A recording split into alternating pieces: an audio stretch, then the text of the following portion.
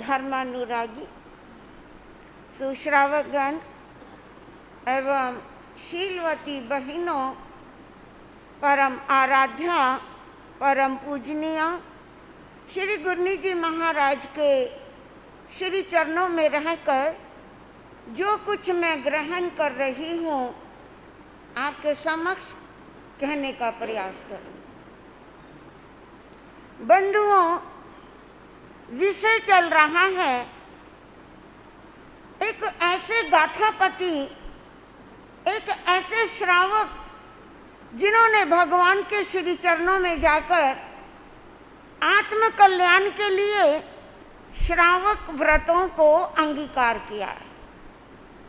श्रावक व्रत अंगीकार करने का अर्थ है संसार को सीमित करना, पाप से पीछे हटना, धर्म में प्रवृत्ति करना और अपने संसार को सीमित करना।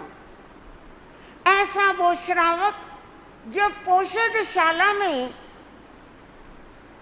कर्म निर्जरा हेतु पोषद की आराधना कर रहे थे तो आपने सुना कि मध्य रात्रि में एक देव प्रकट हुआ और उस देव ने सूरा देव को अनेक प्रकार से डराया, धमकाया और जो मोह जीतना सबसे ज्यादा कठिन है, उस देव ने सूरा देव के 3 बेटों को उसके समक्ष अपनी लब्धि से, अपनी करनी से उन बेटों के 5-5 टुकड़े करके उसके सामने डाल दिए।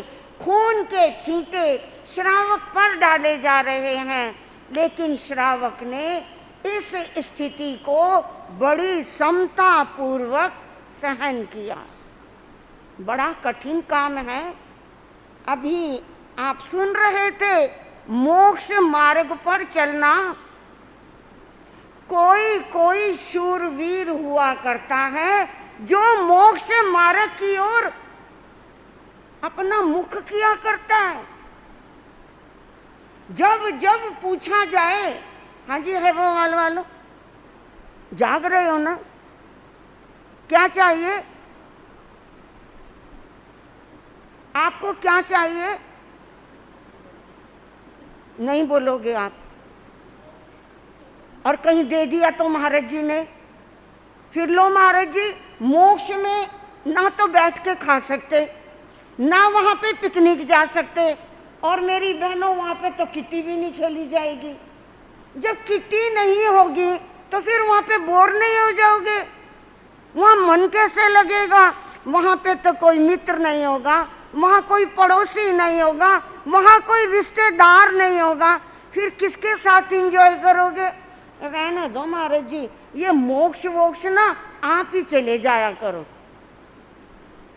मेरे भाइयों और मेरी बहनों, आपकी तो वो दशा हो रही है,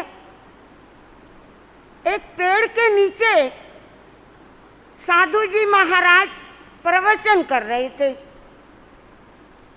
वहां पे बहुत सारे संगत बैठी हुई थी, श्रोता बैठे हुए उस महात्मा की, उस साधु की ज्ञान चर्चा को सुन रहे थे। सब वाह वाह वाह वाह, क्या बात है, भगवान ने कितनी अच्छी अच्छी बातें बताई, सबका मनोरंजन हो रहा है। साधु भी खुश है कि मेरी परिषद में, मेरी सभा में कितने अच्छे अच्छे श्रोता बैठे हैं, भगवान की वाणी में रस ले रहे हैं। समझ में कितना आया कोई जरूरत नहीं, अंदर कितना उतरा इसकी भी कोई जरूरत नहीं, बस महाराज आप बोलते रहो। जब समय पूरा हो जाएगा आपका भी बटन बंद हो जाएगा और हम अपने अपने घर कहाँ जाओगे। आपने अपनी दुकान पे जाना है, आपने अपने ऑफिस में जाना है, आपने अपनी फैक्ट्री में जाना है, वही संसार का ताम झाम चालू हो जाए। जहां पेड़ के नीचे बैठकर संगत धर्म प्रवचन सुन रही थी, वहां से एक नौजवान जा रहा था, उसे लगा महात्मा प्रवचन कर रहे हैं। और ऐसा महापुरुष कहते हैं कि अगर कहीं सत्संग हो रहा हो, धर्म प्रवचन हो रहा हो, तो उसे लांग कर, उसे छोड़कर आगे नहीं जाना चाहिए। वो नौजवान बड़ी श्रद्धा पूर्वक उस सभा में बैठा, उस संत की बात को सुना, और बात सुनते सुनते आत्मा पर जो कर्मों की एक हल्की सी परत लगी हुई थी, वो कर्म परत हटी और वो युवक महात्मा के चरणों में उपस्थित हुआ और कहने लगा, आपका प्रवचन सुनकर आत्मा गदगद हो गई। अब मैं फिर से संसार में, इस संसार के खारे जल को मैं पीना नहीं चाहता। कृपा करो, मैं आज से साधु हो जाना चाहता हूँ। मैं आत्म कल्याण के लिए इस संसार के अंदर साधना करना चाहता हूँ। महात्मा ने उसे संत दीक्षा दी और वो युवा इधर उधर नगर नगर भ्रमण करने लगा, साधना करने लगा, कर्म निर्जरा में लग। समय बीता, वही नौजवान साधु कुछ वर्षों के बाद पलट कर आया। वही स्थान, वही पेड़, वही प्रवचन करने वाला साधु आज भी पेड़ के नीचे बैठा हुआ प्रवचन कर रहा है।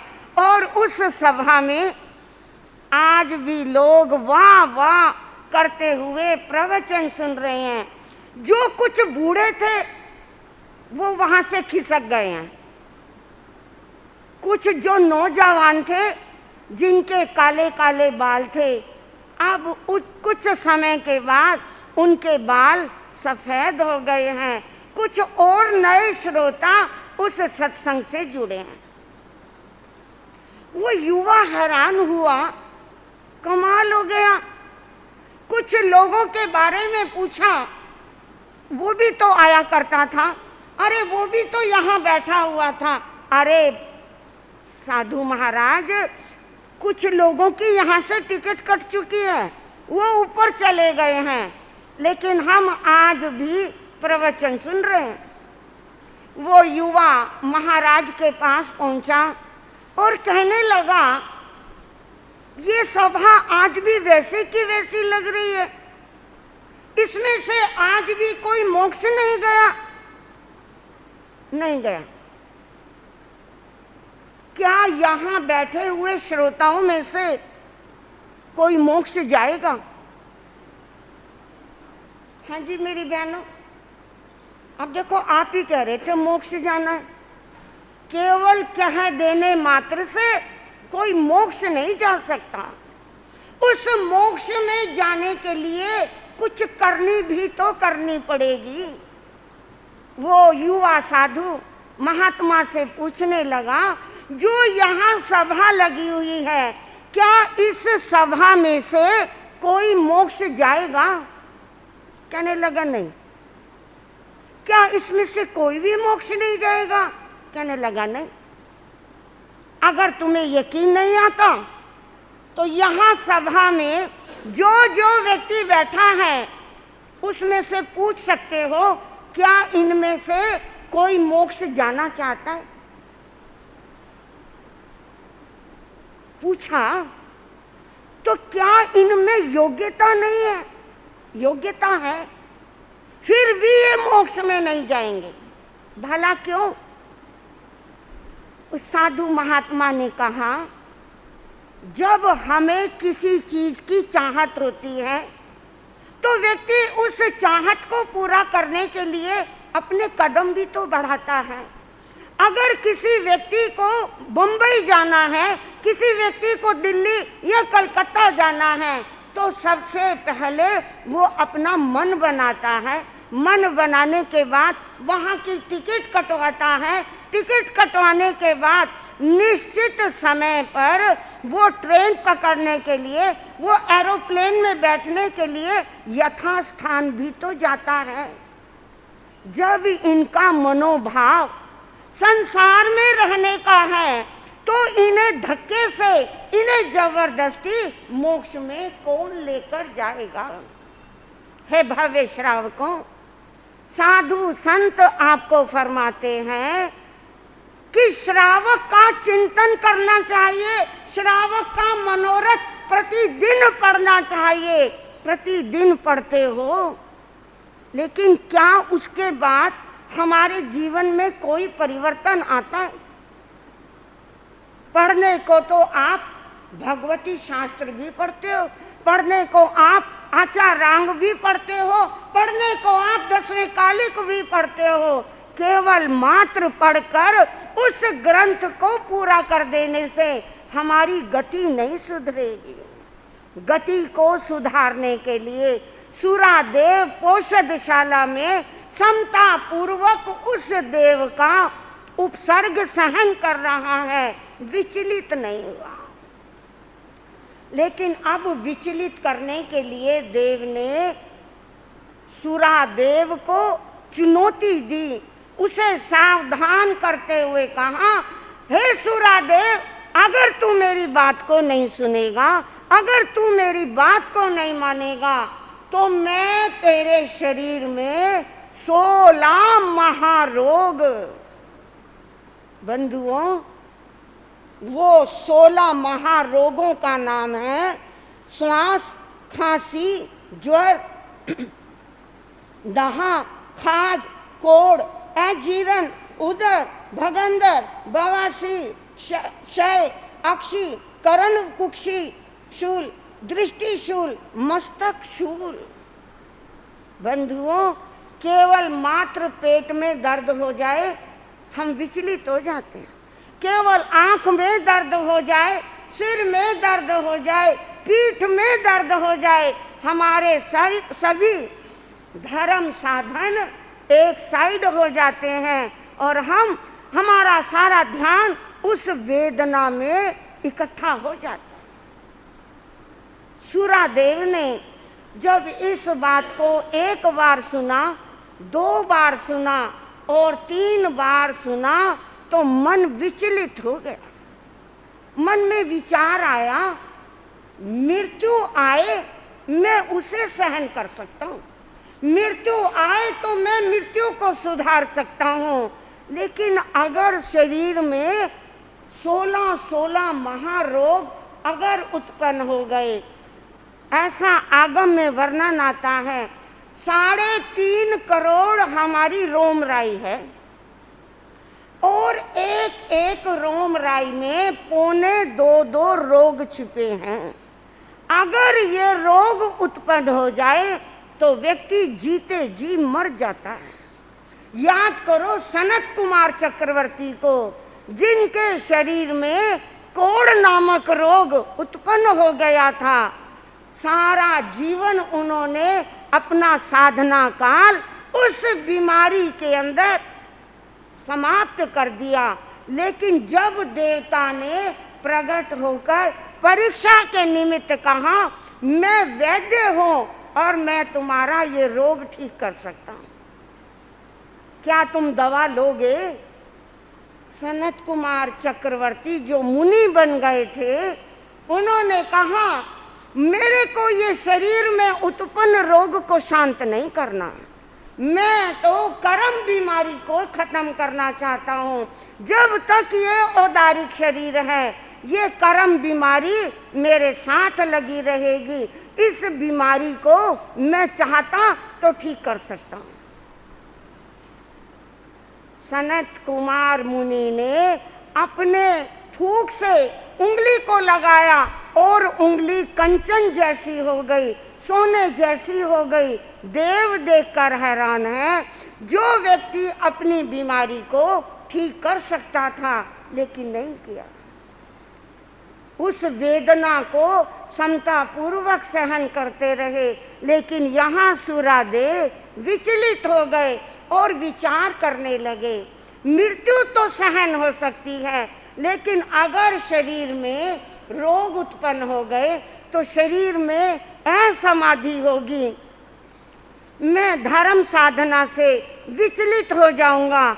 और ऐसा सोचकर ये अनार्य पुरुष है, ये अनार्य पुरुष अनार्य आचरण कर रहा है, मैं उठूं, मैं इसे पकड़ूं और पकड़कर मैं इसे सजा देता हूँ, मैं इसे की पिटाई करता हूँ। ऐसा सोचकर जब सूरादेव अपनी साधना से विचलित होकर उस देव को पकड़ने के लिए उठे, वहां कुछ नहीं था। हाथ में एक खंबा आया, उस खंबे से चिपटे हुए सूरादेव जोर जोर से चिल्लाने लगे। अंदर से पत्नी आई। पत्नी ने देखा कि ये जोर जोर से चिल्ला रहे हैं।